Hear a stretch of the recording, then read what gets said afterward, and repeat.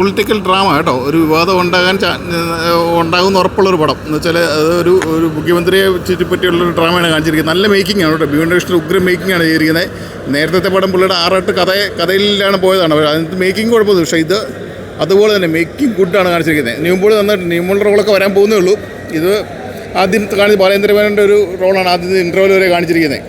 ഒരു വിവാദം ഇലക്ഷൻ സമയത്ത് ഇതൊരു വിവാദമാകാൻ പോകുന്ന ചിത്രമാണ്, ഉറപ്പാണ് കേട്ടോ.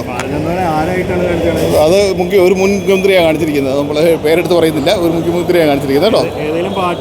അല്ല, പാർട്ടിനെ വെള്ള പൂശാനുള്ള ഒരു പരിപാടിക്കാണ് കാണിച്ചിരിക്കുന്നത്. ഒരു പാർട്ടി നയമാണ് ഇതിനകത്ത് കാണിച്ചിരിക്കുന്നത് എനിക്ക് തോന്നുന്നത്. ബിയോണ്ട് കൃഷ്ണൻ്റെ രാഷ്ട്രീയം പുള്ളി നേരത്തെ പറഞ്ഞിട്ടുള്ളതാണല്ലോ. അതുകൊണ്ട് നമുക്കൊരു അറിയാം എന്നാണ് സംഭവിക്കുന്നത് കേട്ടോ. പ്രകണ്ട പടമാണെന്ന് എനിക്ക് ഇലക്ഷൻ സമയത്ത് അവർക്ക് ഇറക്കാൻ എന്ന് വെച്ചാൽ അവർ രണ്ടും പറയുന്നു. അങ്ങനെ ഒരു സ്റ്റേജ് വന്നിട്ടുണ്ട്. കുഴപ്പമില്ല, അവിടെ മേക്കിംഗ് കുഴപ്പമില്ല. ഞാൻ പറയുന്നത് വിവാദമാകും, ഉറപ്പാണ്.